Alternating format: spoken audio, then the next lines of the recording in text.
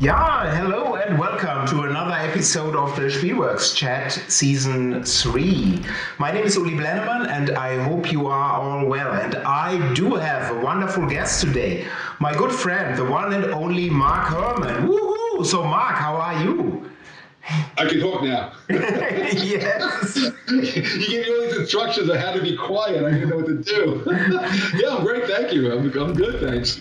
Yeah, I'm glad you're all recovered. I see you'll be coughing periodically, but that's okay. Yeah. So if some people may not have noticed or may not have heard, I caught COVID, like a lot of people. It was pretty mild, but from time to time I will do a little bit of coughing, and that's what it is. And hello Mo, hello to Texas, good seeing you. And hello Chris to the UK, wonderful. So, and of course, if you have questions and comments, please put them in the chat window. And last year, Mark and I, we talked about the SPI, his SPI days, so it's simulation publications in the 70s. And today we will talk about the victory games. Yes, so that will be the topic of today. And to start, Mark, maybe to give some perspective, what was the state of the wargaming hobby in the early 80s when SPI basically went belly up? So what was the state of the hobby? Yeah, so you have to remember there were a number of things going on at that period of time. The main reason for SPI, becoming financially insolvent was cash flow. In other words, this is the Toys R Us period in my mind. The big game toy stores instead of like the small. I mean, you still had like the great store like Complete Strategist, which is still there. I was in there recently in New York City, but Toys R Us now is starting to dominate the toy business and the game business and all that kind of stuff. And then you also have the rise of Atari. The really beginning of the early. What do you call it? Console games, where you put, and so you have that period coming in, and what ended up happening was SPI did not understand or correctly handle the retail end of things. So basically, their cash flow got terrible, and in the 1983 period. It got really bad, and so TSR, the D&D guys, came in, and ultimately our management, which was three guys, Chris Wagner, who was the original, creator of Strategy and Tactics, had come back as the president. You had Redmond, obviously one of the great art directors, but and then you had Brad Hessel, who was sort of the operations guy. And the three of them took, I never saw the paperwork, but they signed some kind of paper with TSR, and they gave us an infusion of cash. But then, like 30 days, not much more after, there was some kind of action where I guess we couldn't make a payment or something, and TSR did a corporate takeover. So they brought in the R&D staff was brought in to talk to one of they had the two guys that were running the company. They were the Bloom brothers, we called them. I don't remember them very well. And more or less, I was, I'm a kind of an independent guy from Brooklyn. So I was told that I was moving to Lake Geneva and I was going to really love it. And it wasn't like it was an interview. It was being told that this was going to happen. And so I was like, in my back of my mind, I'm saying, like, hell, that's going to happen. And so I sat down with a good friend, Bob Breyer, who was the head of the the editing and art, the editorial staff was on guy named Bob Breyer, and I said to him, "Look, I got a feeling I think it's time to start our own game company." So I went down and had some meetings, and what I wanted to do was actually start up what we had a government. I had some government contracts that could fuel the company and cash flow wise, and then I went to talk to Avalon Hill about working with them. And then, ultimately, Eric Dock has made me an offer. He said, "Look," and I will tell you the strategy of what Creative Victory Games. So Eric Dock, a brilliant businessman in his own right. He was the president and owner of Monarch Avalon, which owned Avalon Hill. So remember, Avalon Hill is not an independent company. It was a company within a larger company. And he said to me, in this world of Toys R Us and all that, he wanted to double his shelf space. In other words, a company of his size could only get so much shelf space for that thing. And so they had another label, Victory Games. He can now double the amount of shelf space he could get, and that was the entire strategy. I mean, that's brilliant. I can describe it to you now, in an era of these the stores getting bigger, and it's all about how much shelf space and how many units you move per inch and all this kind of crazy stuff, metrics of those days. And so I thought that would be a better move. I remember my wife was also pregnant, so I was also thinking, like, I need a little more stable income.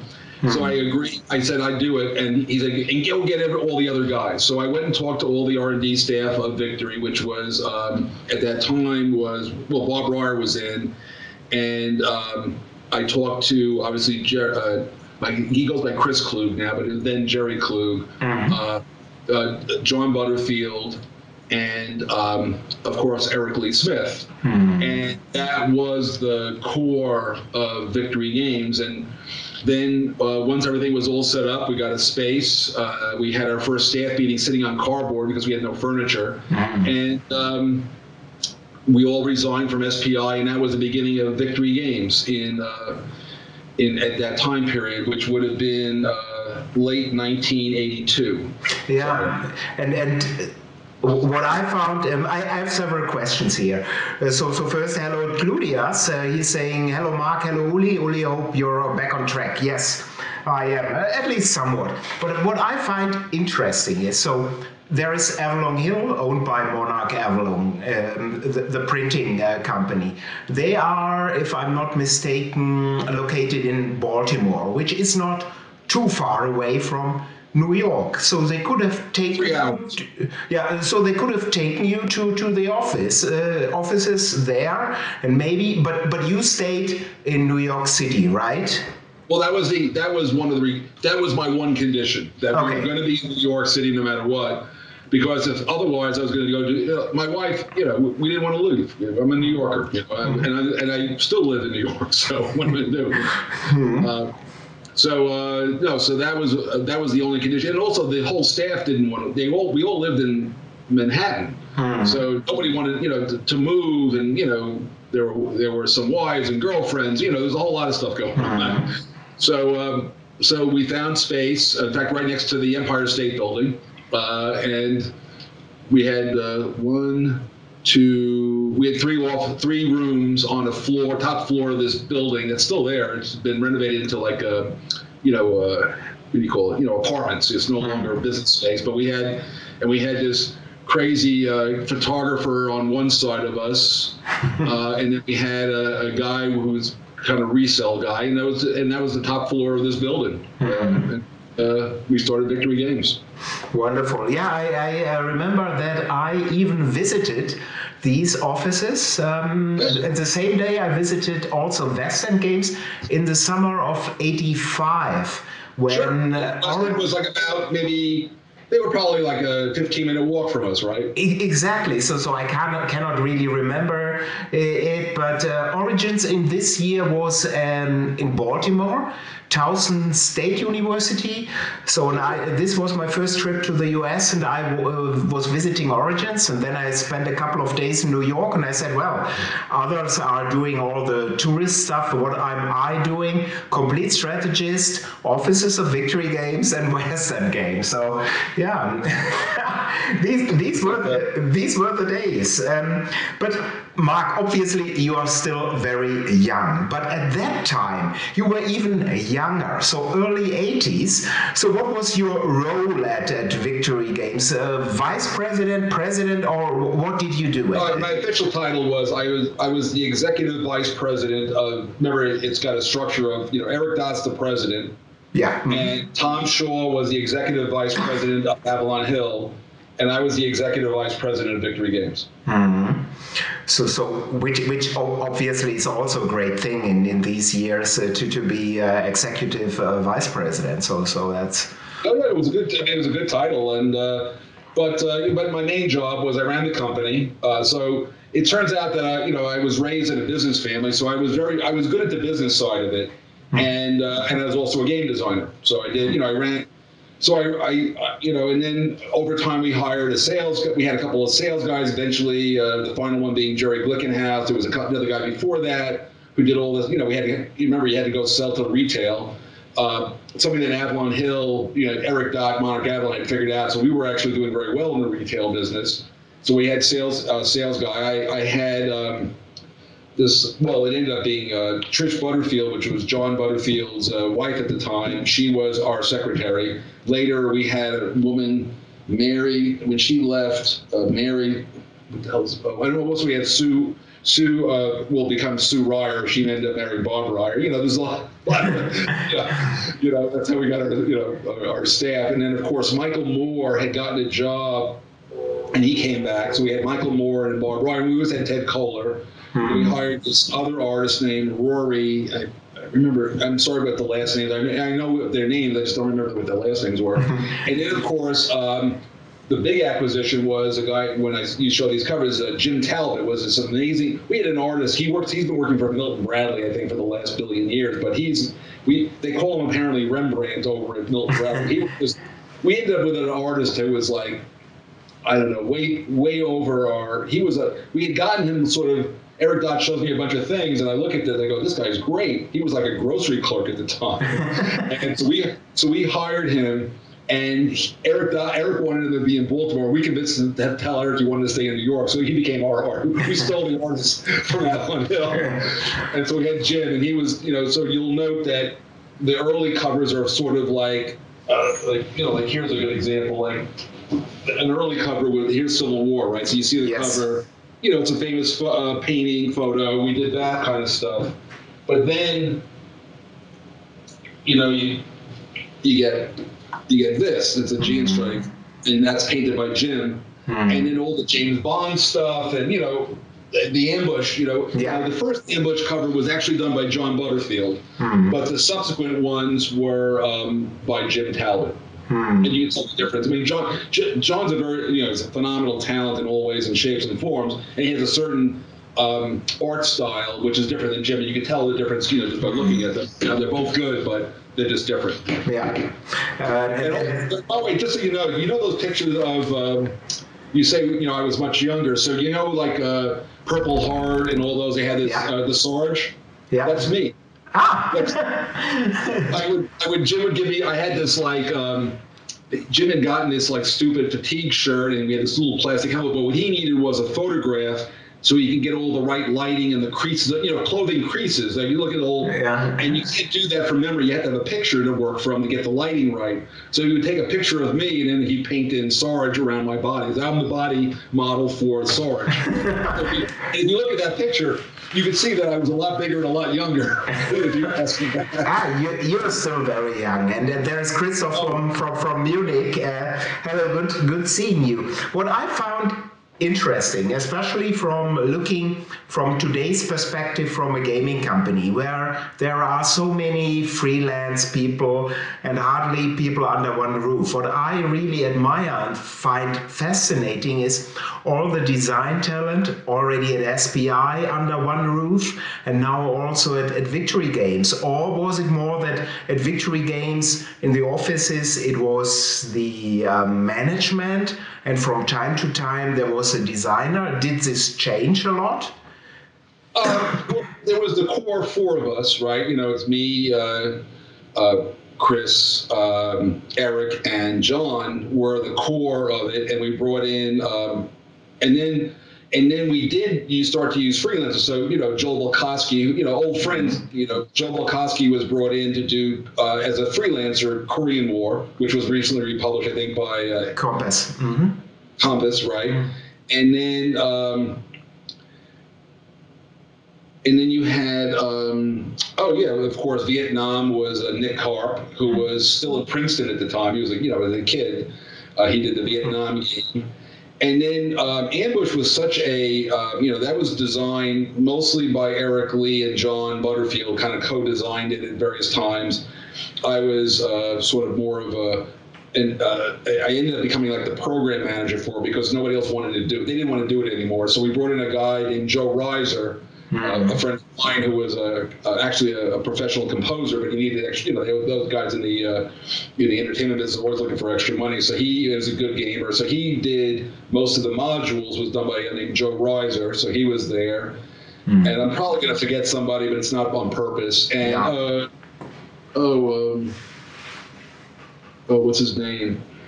Oh, he passed away too. But anyway, there was another guy brought in with the James Bond stuff.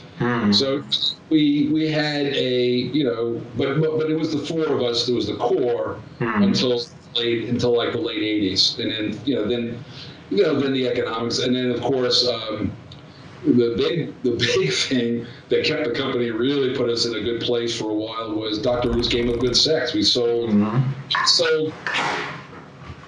well over 400,000 copies of that. 400,000, that's amazing. Let me bring up the cover here for people to see it. So I saw her on, I've actually seen, we're still friends, she and I. She's a wonderful lady. She lives in Manhattan. She's obviously, she's in her 90s now, but an amazing, and I was kind of like her, she liked me, so a lot of times I would get a call that says, I need you to take me somewhere, and I used to just go and take her to some event. I was like, this guy Pierre, if he wasn't available, she would call me, and I would I need you to drive me somewhere. Okay, that's whatever I had to do. She was hysterical. What can you do? But that's nice, and I don't. It was like I was like taking my grandmother somewhere. It was just hysterical. But 400,000 copies, of course, is great for any game company. Oh, yeah. And hello, Hans. Good seeing you. Hello, Andreas, and hello, Nick, of course. Hello to the UK.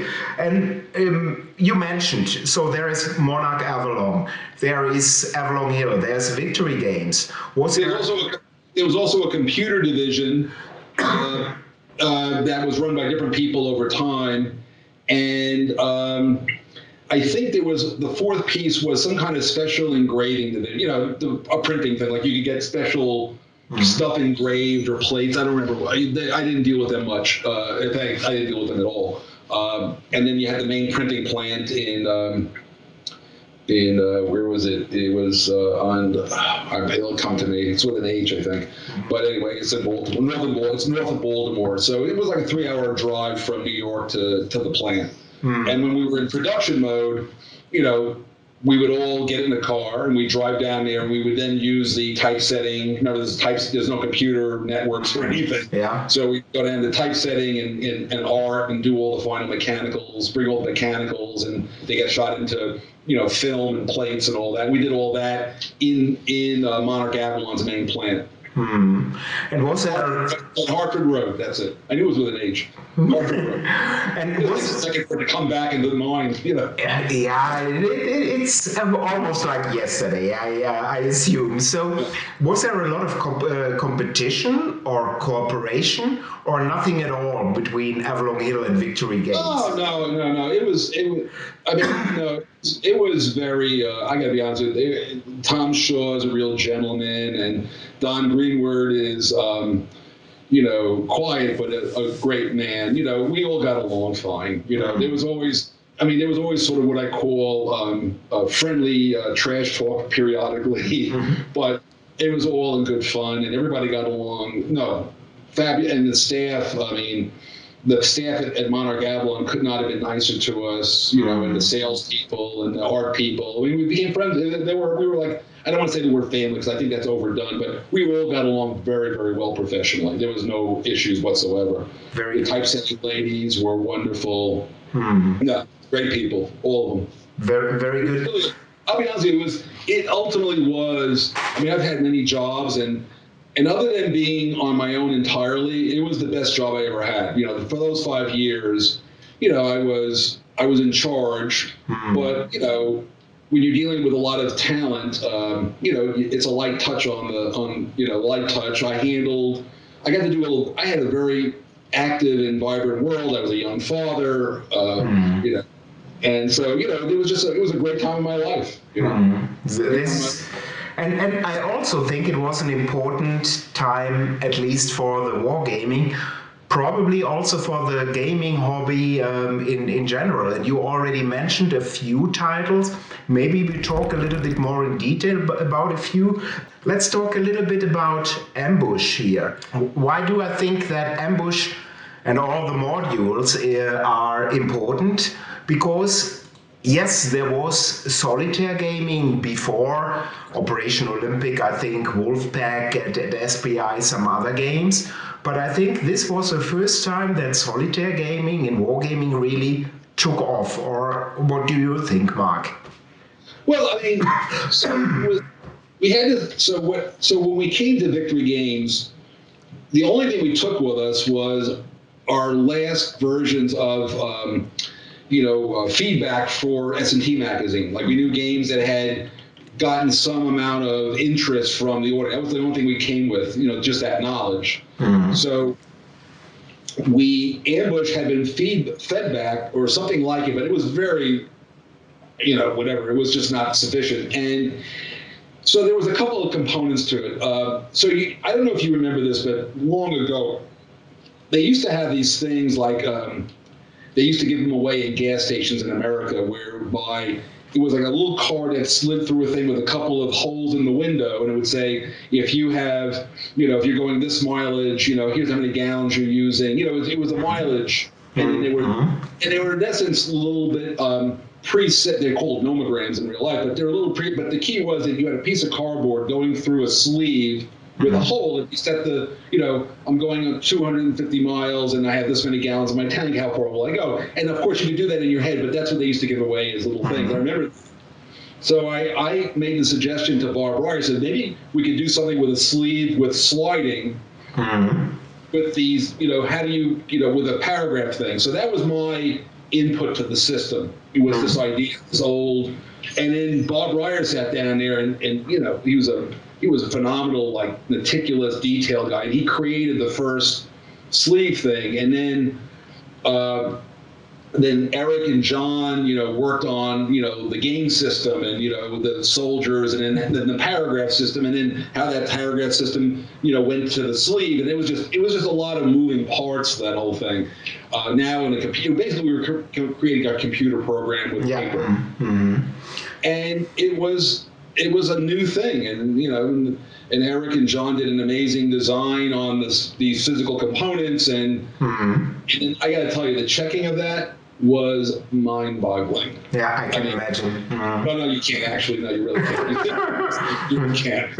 I mean, I remember sitting in a hotel room in Baltimore in this motel, and I'm sitting there, and Eric Lee is sitting in a chair, and he's going, okay, paragraph 27, and I had to go do the sleeve, and I'm looking, the checking was, there's, I don't know how many, you look at the number of little numbers, and it's thousands, and the fact that we got it as close to right as possible is, so when people go, oh, you made a mistake, well, only one, oh, good.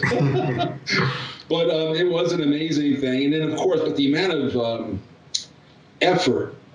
That's why we had to bring Joe Reiser. We couldn't get any more games published. We were just doing Ambush. So we brought somebody in whose only job was to make up these stories. And of course, still the checking was ridiculous, but at least, so that became like a line of games onto itself. That was like in fact, I think it's the only series game that we did at, James Bond, of course. Oh, James Bond, yes. Yeah, James Bond was a series, but Ambush was its own series, and it had its own developer just to create content. It was a line of games onto itself.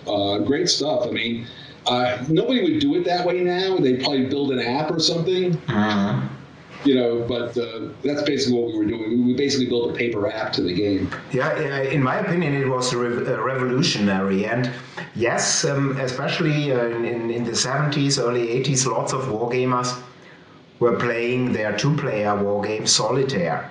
But this, as a real solitaire system, that was amazing. Do you know the sales figures of Ambush? Ambush itself sold in the the highest seller we ever had was Gulf Strike, so that was at 41. So this was about 35 to 38,000 copies sold. The modules all sold well, but 15 to 25, depending on, the earlier modules did better. I think, after a while, one of the original concerns, I think first ambush comes with 10 missions, maybe, I don't remember. But let's say it's 10. And of course, a lot of people say, well, what happens when I finish it? I won't be able to play it again. The answer is, people got over that. That was an interesting thing. And then, of course, by coming up with more modules, and then some people start saying, after you've played the whole series, you go back to the beginning, you don't really remember that much. But I haven't played Ambush in decades, but I suspect if I picked it up now, I would remember nothing of what's going to happen. Yeah. Good. Absolutely, but I think for Ambush alone, Victory, that was a very important step done by Victory Games. But you already showed before the Civil War cover, the Civil War box, a strategic game of the American Civil War. And I think this is also from '83 an important design step, and actually. I think the new GMT game by Mark Herman, the U.S. Civil War, is based in some parts, at least, on this. It's Mark. Mark is read the designer notes. The game is mostly he says it right up in the designer's notes. He talked to Eric. He even talked to me because he uses some of For the People, but it's mostly Eric Lee's Civil War game. It's right in the design notes. No, it's not. It's explicitly that. It's just that he made certain improvements. I think some of the card play comes from what's that game? Europe Engulfed with the offensive cards. He got that from there. And then I think. What was the part? There's some part of how leadership or something, but mostly it's those two games and a little bit of For the People thrown in, I think. So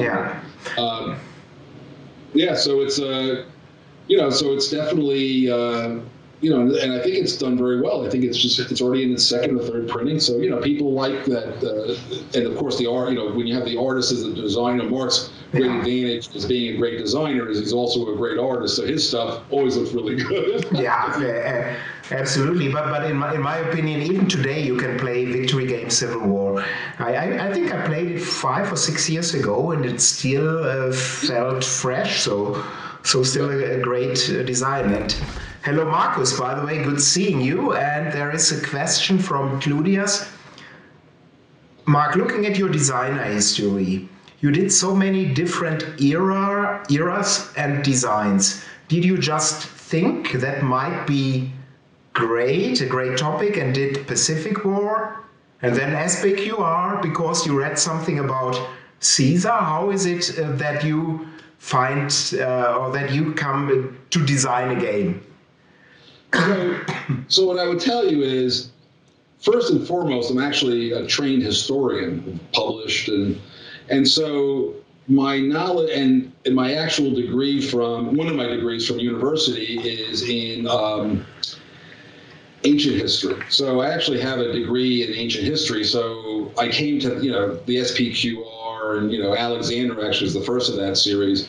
But I've always, and my real what I would call area of concentration, even within history. What you realize if you're a historian is most of history you don't know much about.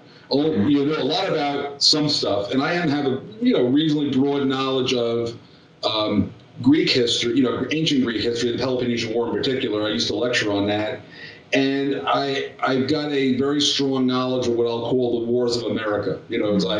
I know a lot about the American Revolution, American Civil War, the War of 1812, Mexican War, World War II, World War I, from an American perspective. So that was my area of knowledge and interest. And so if you look at my titles, pretty much they fall into those, that band of knowledge is my strength, right? Yeah. So I know a lot about those things. And then because of my professional career, I know a lot about modern international relations, and that's my master's degree is actually in that stuff. So I've got a lot of knowledge about, the world and how that, the real military operates and all that kind of stuff. Because I did that for 5 years in the Pentagon.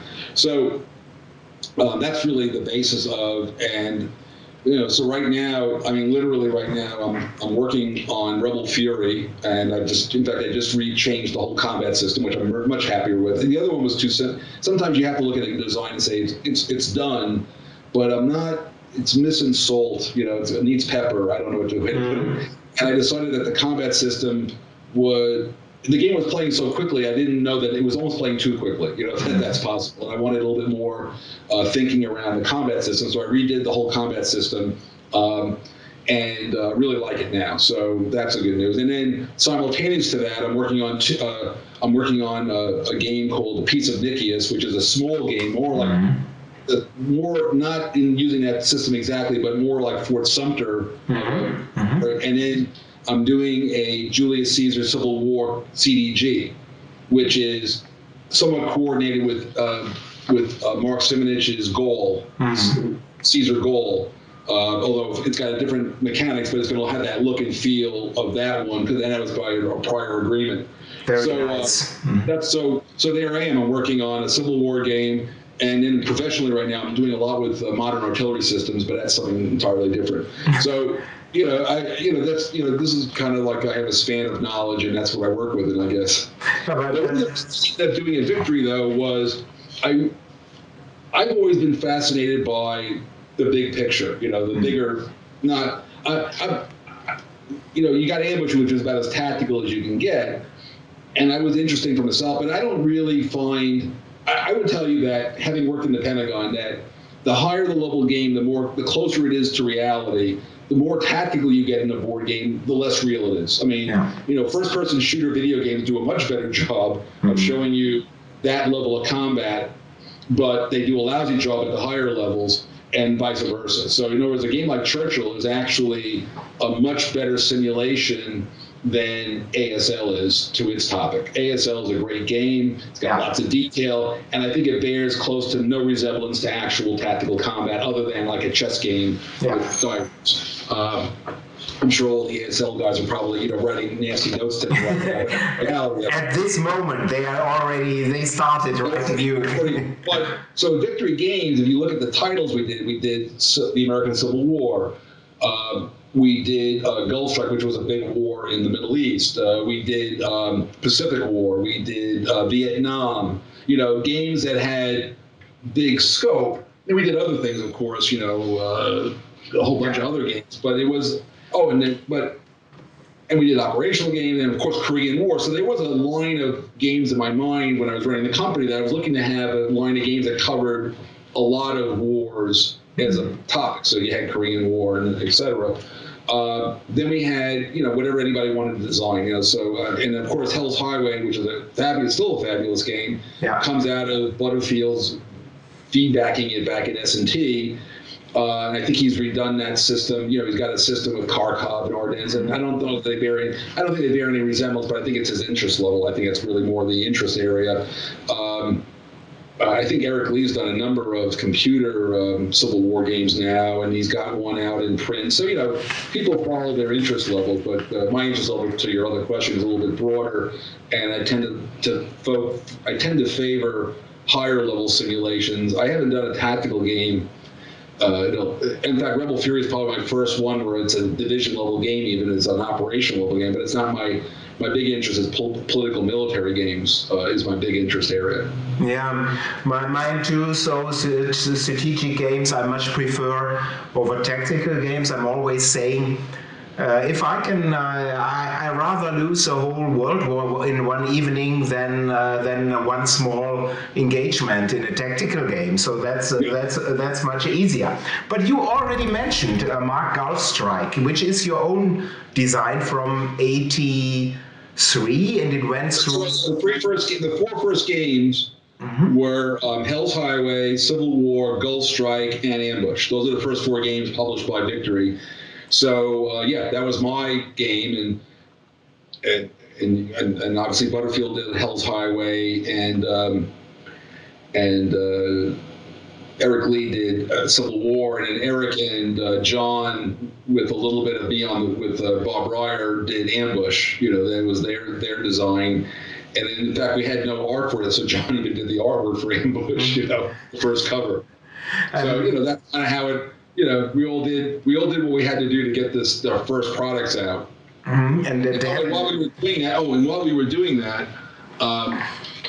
so it takes a while to get your first games out. So we're getting salary. We're not making any money. And so part of the thing that I had also, Victory Games had a couple of government contracts that I was working. So I was going to Washington also. And in fact, the whole team ran a gigantic exercise at the National Defense University. That's a whole story unto itself. So our initial money in '82 came from U.S. government contract work, creating cash flow.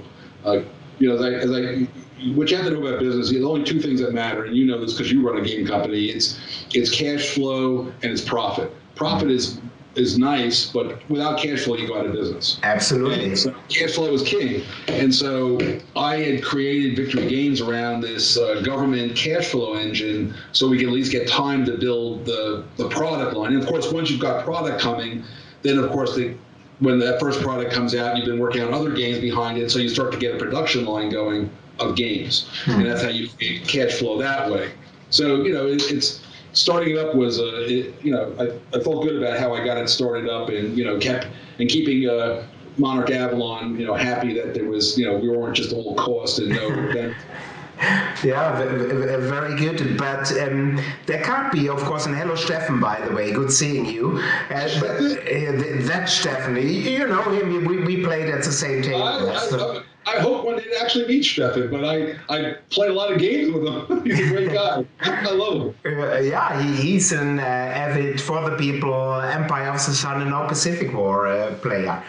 So that's what he's doing. But Gulf Strike, no talk about Victory Games, of course, with Mark Herman. Can't be without the story. What happened when the first Gulf War happened? So you took a copy, right, of that game?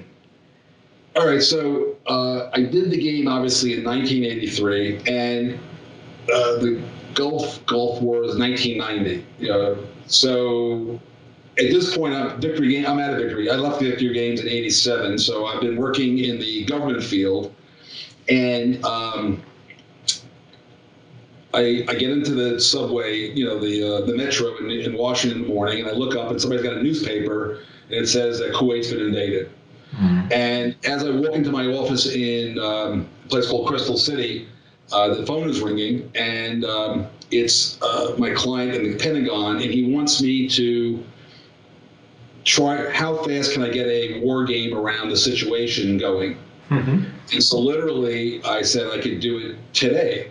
So I take Gulf Strike and we assemble 3 persons who I don't remember their names any longer, and I probably shouldn't anyway because we always tell people but one of them was a woman who had been very high up in the State Department, and she actually knew she had been with Saddam Hussein in meetings multiple times. So she actually knew about that maniac. And so so we had these 3 players. I set up a version of Gulf Strike, literally set up Gulf Strike with the scenario as best I could figure it out. We were literally looking at, satellite photos, trying to figure out where things really were. And we ran a war game on that first day. I think it was like August, whatever. I think it was August 2nd for some reason, but let's say whatever the date was. And and I stayed up all night writing a report up. And the next morning, I heard about the invasion on the morning of day 1, and by the dawn of day 2, the Secretary of Defense had a report on the war game about what are the U.S. options in this situation. So that's the truth. That's the story. And it was a very effective report, because when nobody has any thinking going on, anybody who has any thinking going on gets first place. So, and it ultimately became a roadmap for the options that the United States took in that situation, Desert Shield. And then there were subsequent games run, but that first one was kind of dramatic. Yeah, I can imagine. It's fascinating that you are taking a commercial war game that is on the market for a couple of years and that you are able to work with it. But it also tells everybody of us that if a war game, if the input is good, the output is likely also good and that it's valuable. of course, we know a lot of these war games where the historical input is already very bad or not they are not really well researched. Then the output can't be that good. But I think it's a fascinating story for sure. If I can just pick up on that thought, so there is. I did an article. I did one of my Cleo's corners called "Descript or Not Descript," and I was talking specifically about CDGs, but it applies more broadly. In other words, you'll see comments, in the lingo of our people, it doesn't really mean anything in the real world, is that we have like we will say something is a sandbox design. Mm-hmm. So you've got, games where, you World War II could, like Triumph and Tragedy and Cataclysm. Conquest and Consequence, or was it Consequence and Conquest? Great game. I happen to particularly like the Asian one. Hmm. And you're starting in 1936, and there's been other games like that, where you're in 1936, and it's a three-sided game, but it may be that Germany, it's the Russians and the Soviets and the British go to war with each other, over Persia. It can go in a lot of different directions. That's like a sandbox design. And then you have at the other end, you have where the game is on rails. In other words, you're going to follow that historical script down the line, and you're just going to get re-experience that kind of thing. It's funny, Frank Davis, who I keep seeing, he's showing up again. He goes under Leslie Davis, but Frank Davis, who I did a couple of games with, when we did Red Sun Rising back in SPI days, Frank is very much you got to be on the rails, otherwise it's not, it's his, it's not right or wrong, it's his style of what he wants to experience. I'm much more toward the sandbox side, except, going back to your point about history, I don't put anything in the game that they didn't talk about seriously. Okay. Mm-hmm. You play Empire in the Sun, there was a very, just to give an example, there was a very heated and long-running debate on whether the U.S. would go back to the Philippines or take Formosa and bypass the Philippines. Mm-hmm. Navy wanted to go to Formosa. Obviously, MacArthur wanted to go to the Philippines. And there was, the President of the United States, who was running for re-election, shows up in Hawaii, and they have a conference, and they talk it through. And it was MacArthur's, there was two things. MacArthur made the political argument that how would the post-World War, they knew they were going to win the war, but how would it look if we didn't live up to our commitments? And two, Roosevelt wanted to make sure that MacArthur stayed in the war and didn't come and run for president. So there was, there's a big picture thing going on here. But the point of the story is that in Empire of the Sun, as in Pacific War, you can go to Formosa and not go to the Philippines if that's what you want to do. Now, a script guy will say, that's not historical. The answer is, it's only historical because that's what actually happened, but it's historical in that they had conferences and papers, and there's discussions, and there were plans written. So for me, if you wrote a war plan, which is a lot of effort, by the way, in the real world, if you write a war plan to invade Formosa and it doesn't happen, that's historical. They could have made that decision just as easily as the other one. Yes. And so what I'm saying is that, so from a style point of view, I'm much more towards the sandbox, and as long as it's very much well researched around the possibilities, not all possibilities. Yeah, it makes total sense, and I agree 100%, and that makes gaming and wargaming so fascinating if done really well. And Marcus is saying about the Gulf Strike story, and then the Gulf Wars, he's saying stunning story. Wow. And Steffen is saying next year at the WBC, Uli, so me and you and Steffen, we will play for the people or Washington's War in the tournament. If I'm playing in the tournament, it will be, for me at least, as a terrible player, a short tournament. So, so probably first round and out. But Steffen he's a really great player.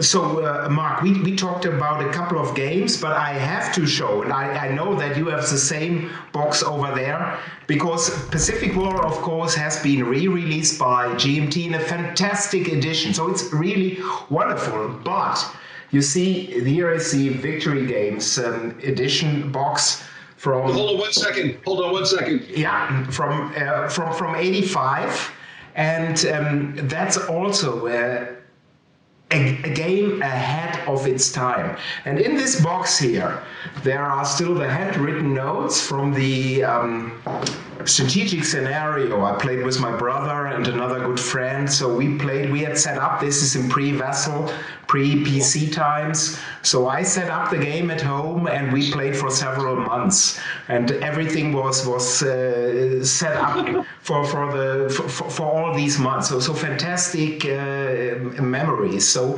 and with Pacific War, now during my COVID days, I was able to read the rules again, and still the various time scale, the interlocking time scales, the cycles. So this is sheer brilliance, and I'm not saying this because Mark is sitting here too. So I'm really, I think if this game would come out now in 2022, people would say, wow, this is innovative, this is fantastic. And you have to see, this is from '85. I have to say, I prefer this cover to the GMT cover. Everything else in the GMT cover is, is more modern, is fantastic. GMT edition, Mark told me when we were talking before that it's almost sold out.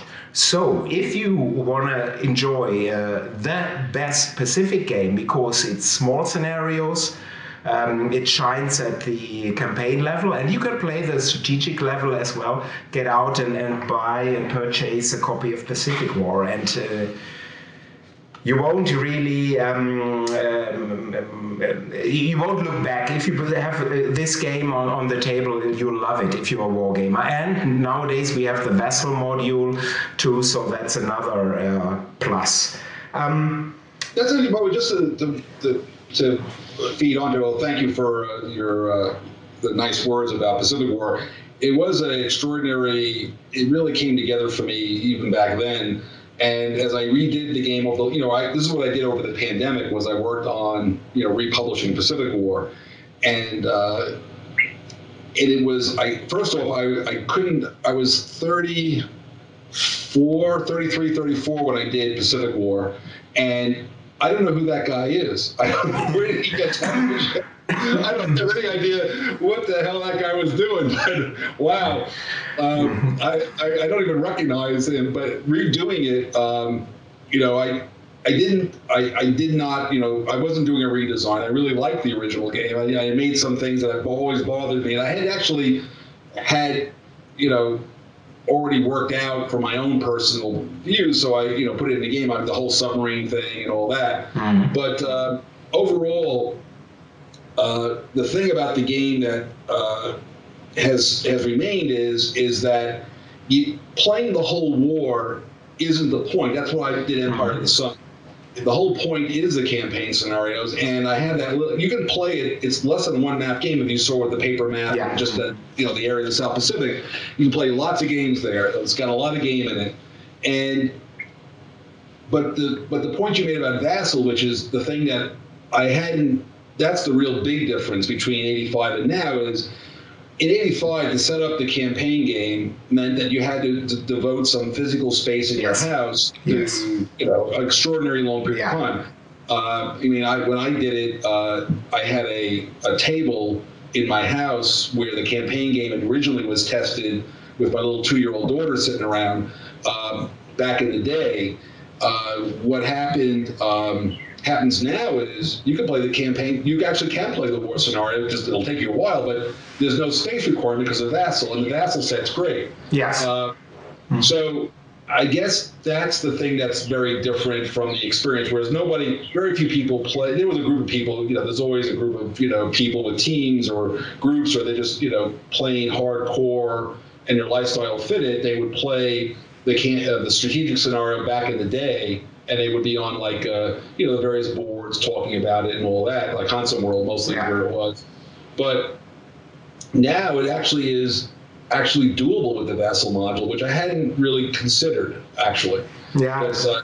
Yeah, it is fantastic, and maybe I'm even replaying the strategic game too. Let's see, Wire Vessel, of course, and Claudius is saying Pacific War. Reading the history of the redesign is gaming history at its best. Yeah, and Mark did include the history or the redesign process in the new GMT version, so people can read this. We have to mention, Mark, one other game system briefly, very briefly, here that Victory Games did. This is James Bond. So yeah, and that's, well, regardless, that's James Talbot artwork, by the way. That's James Talbot, the artist, doing all that stuff. Looks really good. Yeah. And that is Chris Klug is the designer of it. And I have to say, so Chris was always like the role-playing guy on the staff, right? And so when Victory Games started, we started talking about, a role-playing system. And that was about the time. And remember, SPI had Dragon Quest. Jerry was, I think, again, my memory could be faulty here, but I think, Chris was the person who oversaw the Dragon Quest modules back in the SPI before it went under. So I think I don't remember we never quite ever got a role-playing game together. And then Jerry Glickenhaus, our sales guy, found this light, they approached, somehow we got hooked up with the Broccoli people, the people who own the James Bond. And we ended up getting this license to do a role-playing game. And of course, Chris took the lead on it. And I got to tell you, for me, it's one of the few role-playing games that I've actually played both in my life, because I'm not really a big role-playing guy, but I really do like James Bond. And I actually, a bunch of friends and people still into it, so I actually ran a mission. I actually got a group of people who wanted to play, and I actually got the materials, and I didn't even have copies anymore. I bought the copies on like on eBay or something. I think I had the rule booklet and nothing else, and I got a bunch of the missions, and I taught myself how to play, and I ran them through one of the, I don't remember which one of the movies, and they really all liked it. They really liked it, and I think the big breakthrough there was the hero points. I always thought that was a really cool idea. And was it commercially successful? Do you know this? Because I can imagine that even back in the days, the license fee was pretty high for James Bond. I guess the answer was the license fee. It was a profit maker. I don't remember the exact. I actually don't remember the number because there were so many pieces to it. But the rule booklet sold a lot of units. I mean, 50,000 units or so. Remember, in this period of time, early 80s, there's a lot of role-playing systems coming out. Like every week, almost it seemed like another one. So this was just another one competing with all the other stuff. So there was a lot of choices back then. Yeah. Right, and officially, I looked this up at BGG. Victory Games was live till 1991, but in not really. It actually, I mean, the label stayed alive for a while longer until the sale of Avalon Hill to Hasbro. But Victory Games ceased. I was pretty much the last guy out the door in '87. So it was just a label after that. Why did this happen? Were people not interested in it anymore? Meaning Eric Dodd of Monarch Avalon? Was it more that you were saying, well, we need to do something else, or was the market changing? It was a simpler. I mean, we had been doing very well for 5 years, but now the war game business. The board war game business is definitely under siege. In other words, sales are down for Avalon Hill, for Victory Games. Computer games are starting to really pick up and dominate the dollar. People only had so many entertainment dollars, and now our share of that slice is going down.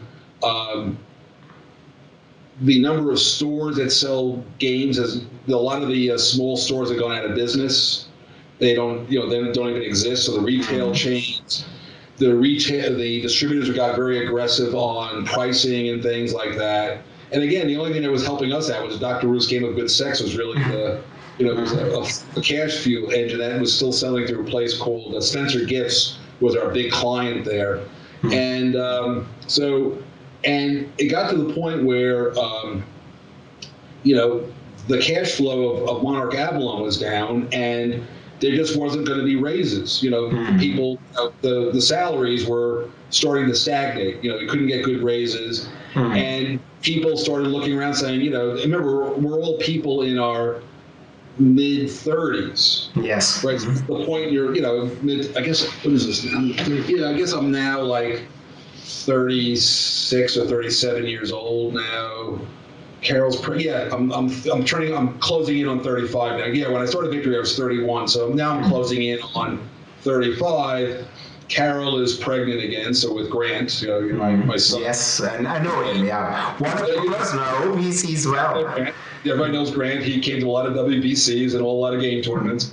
So Carol's pregnant with Grant, and Butterfield gets a really good offer to do things with these museums doing lighting.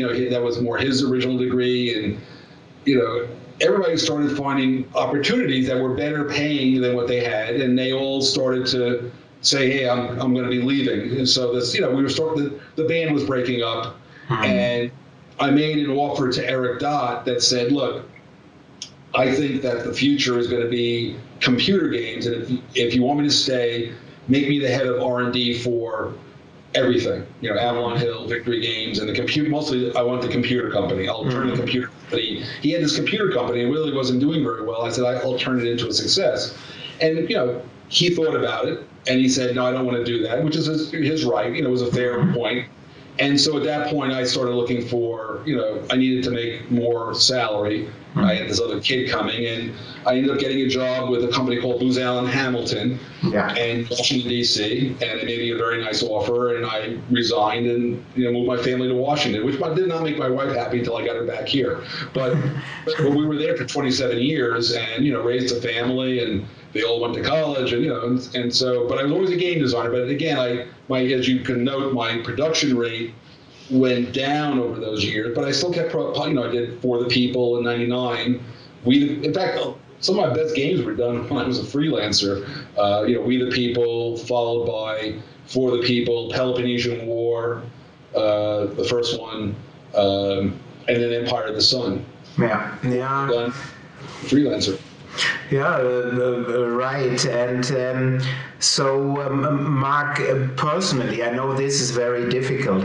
Do you have a personal favorite among all the Victory Games releases, or are you saying this game is?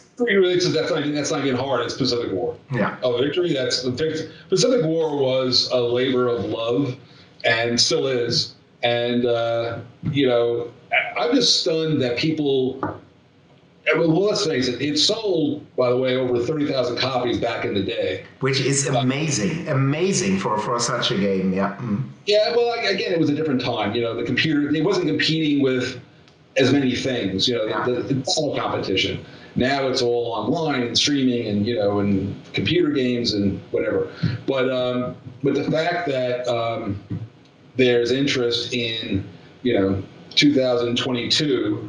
37 years later for it, but again, still, even if you sell, 6,000 or 7,000 of them, it's still only. Well, though, if it goes back into, I thought this was going to be a one and done. I may be wrong about this, but I doubt it'll go through multiple. Maybe go through one more reprint. Who knows? But it is going to sell out. I find that to be amazing. I didn't expect that, or I thought it might sell out eventually, but Yeah, but the game is that good. So yes, and on one hand it may be surprising. On the other hand, it's not surprising because this game stands really out. So it's fantastic. And before we close, I have another question here. Julius, any plans to continue publishing Victory Avalon Hill games again? I'll be honest with you. I started off with, I didn't feel like revisiting the past period, right? And so it was more like, other people, like, when I did France 44 with Compass, or people come back to say, I really want to republish this game. And I'm saying to myself, okay, fine. But I'm really more about new ideas. Yeah. So So while I'm not against republishing, so I just don't know what other games of mine are left that they would want to republish. I don't know. Right. But most of them. But I'm heartened by the fact that anybody wanted to see them again. But it wasn't my. It wasn't my intention. It was really the publishers coming to me and saying, we would like to do this, or would you like to do it? And I'm saying, well, why turn down? Although I will say that Pacific War was far more, although it wasn't like doing a new design, it was like being the developer in fact, my 31-year-old self did the design, my 67-year-old self did the development. It's like crazy stuff. Yeah, and to Claudia's here, one thing that is also sure, not talking about Mark's game, quite a few victory games have been re-released. Korean War by Compass Games, France 44, NATO, I think, Vietnam by GMT Games, Pacific War. You see, there's so much talent. And we talked about the Civil War, that is, it's metamorphed maybe into the US Civil War game, but you see there's so much talent in these designs, in these boxes, so much creativity that quite a few have been redone. So which tells you also something about the quality. And Mark, we need to talk again at a later point about your days when you left, after you left Victory Games, about Booth Hamilton. Only classified stuff, of course. And the answer is we won't talk about classified stuff, but I will tell you a funny story about that and what that. So I am physically in the Pentagon, right? I'm in the actual Pentagon. So, this is like, it's the Pentagon. It's not like you're walking around a mall somewhere. And this guy walks up to me, who I'll spare him his name. He actually shows up on TV still. And he's with this Asian woman, and they're both we're all in suits. And he walks up to me and he said, "Oh, Colonel so-and-so of the PLA, I'd like to introduce you to Mark Herman, who is the, preeminent wargamer for this particular person who has since passed away, but a client." And the first words out of her mouth is, "When the United States and China go to war, who wins?" That's the first question out of her mouth. And my mind is going, what? So I say to her literally, "Do you think the Mets are going to win this year?" She reiterates the question. I say, "I think the Yankees are going to do well," or something. I did 2 baseball references. I say, "Hey, I got to go." Yeah. Because of that conversation, I had to fill out something like 40 pages of documentation of the incident for multiple agencies. I had to go through multiple interviews about what happened and what, and all the circumstances. I had to take a polygraph again. I mean, it was crazy shit. So when I tell you that we're not going to talk about classified. I can imagine. I can know. And I almost killed and when I later saw this guy, I almost freaking strangled him on the floor. I was so angry because, I was very busy, and to have all that baloney deal with all that crap. I mean, oh my God. So yeah, but I didn't expect that to happen in the Pentagon. I mean. Yeah, but we will talk again, Mark, and we will play hopefully some games in the near future. Yeah. Well, let's set that up. I like I said, just give me like once a month. It would be nice to get together for a couple hours and play some crazy game. I'm up for a game of Pericles, by the way. I got it on the table over here because I'm working on a piece of Nicias, and I just wanted to get myself back in the mood, as they say. I'm up for this. So thank you, Mark, and thank you to all viewers. And next week there is no Spielworxx chat. Next one is on June 21. Thank you all for your time. If you are interested in a specific topic or would like to ask a question in advance, please drop me a mail at uli@spielworxx.de. That is uli@spielworxx.de. And otherwise, till June 21, thanks again, and bleibt alle gesund, support the Ukraine, and bye-bye. Bye.